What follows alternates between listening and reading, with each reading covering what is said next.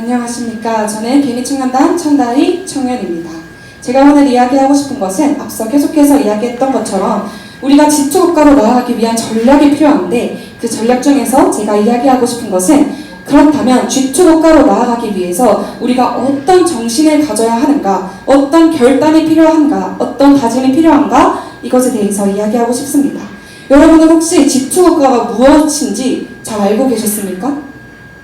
저는 솔직히 말하면 지투국가가 되어야 된다고 할 때 지투국가가 무엇을 의미하는지 잘 몰랐었어요. 그래서 이번에 공부도 하고 계속해서 알게 된 것은, 많은 사람들에게 우리가 세계 경제를 움직이는 나라가 어디인지 아십니까? 라고 물어본다면 대부분 선진 7개 국가인 G7 국가를 떠올릴 것입니다.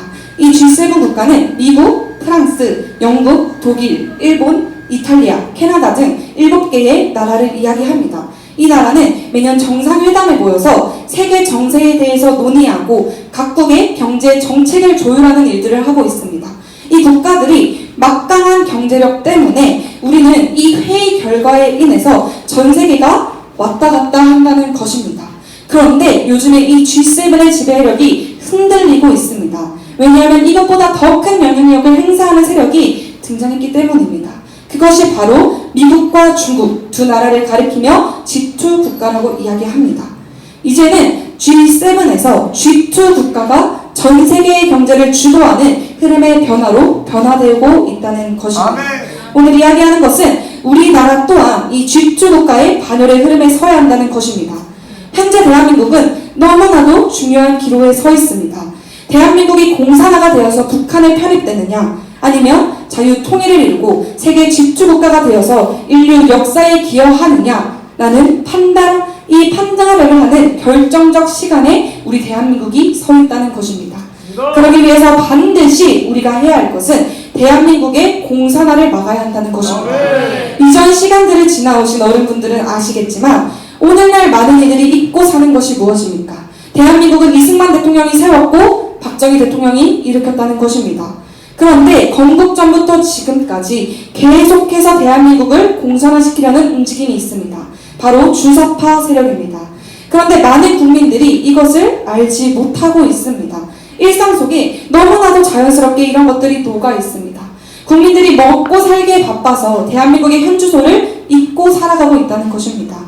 오늘날 청년들이 이승만 박정희 대통령의 업적의 효과를 너무나도 많이 보고 있음에도 불구하고 나라를 향한 관심이 전혀 없습니다. 정광훈 목사님은 이렇게 말씀하셨습니다. 부모가 살아온 과정을 모르면 우리는 부모가 했던 그 고생을 다시 해야 합니다. 그러나 부모가 했던 그 고생을 잘 안다면 그 과정 위에 서서 다음 시대를 살아갈 수 있을 것입니다. 우리 청년들이 또 국민들이 절대로 역사의 교훈을 잊어서는 안 된다라고 이야기하셨습니다. 현재 대한민국은 주사파에 선동되어 가고 있습니다. 그들이 주장하는 것은 평화협정, 종전협정, 주한미군 철수 등 결국에는 연방제 통일을 통해서 대한민국을 해체하고 북한 체제로 가려고 한다는 것입니다. 그들은 현재 민노총, 정교조, 좌파 시민단체, 주사파 야당을 총동원하여 윤석열 대통령을 탄핵시키고 체제를 바꾸려 하고 있습니다. 그러나 우리는 절대로 이 사기극에 동의할 수 없다는 것입니다. 아멘. 우리는 반드시 대통령을 중심으로 자유통일, 한미일동맹 강화, 경제성장을 이루어서 G2 국가로 나아가야 한다는 것입니다.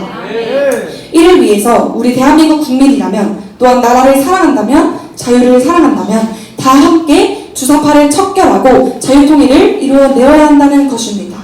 그렇다면 예수 그리스도를 믿는 우리는 어떤 마음을 본받아야 하는가? 바로 이승만 대통령의 정신을 본받아야 합니다. 아멘. 갈라디아서 5장 1절, 그리스도께서 우리를 자유롭게 하려고 자유를 주셨으니 그러므로 굳건하게 서서 다시는 종의 몽에를 매지 말라. 아멘. 아멘. 이승만 대통령은 생애 마지막까지 이렇게 기도했습니다. 이제 저의 천명이 다하여감에 아버지께서 저에게 주셨던 사명을 감당치 못하겠나이다. 저의 몸과 마음이 너무나 늙어버렸습니다. 바라옵건대 우리 민족의 앞날에 주님의 은총과 축복이 함께 하시옵소서. 우리 민족을 오직 주님께 맡기고 가겠습니다. 우리 민족이 굳게 서서 국방에서나 경제에서나 다시는 종의 멍에를 매지 않게 하여 주시옵소서. 이렇게 기도했다고 합니다.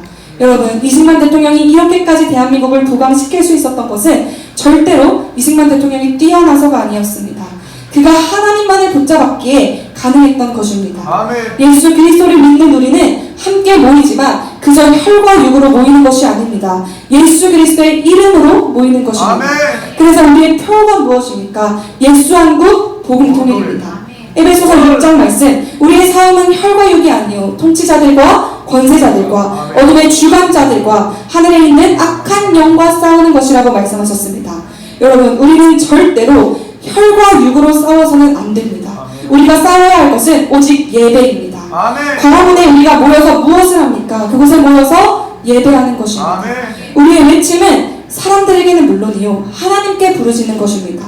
오늘의 스피치를 마치며 여러분, 우리나라를 통해 열방을 복음화시킬 하나님을 믿으십니까? 아멘. 그러기 위해서 반드시 우리나라가 G2 국가가 되어서 세계 경제의 반열에 서야 한다는 것입니다. 그러기 위해서는 자유통일, 한미일동맹 강화, 경제성장을 위해 기도하고 외치며 또 뭉치고 조직하며 나아가야 합니다.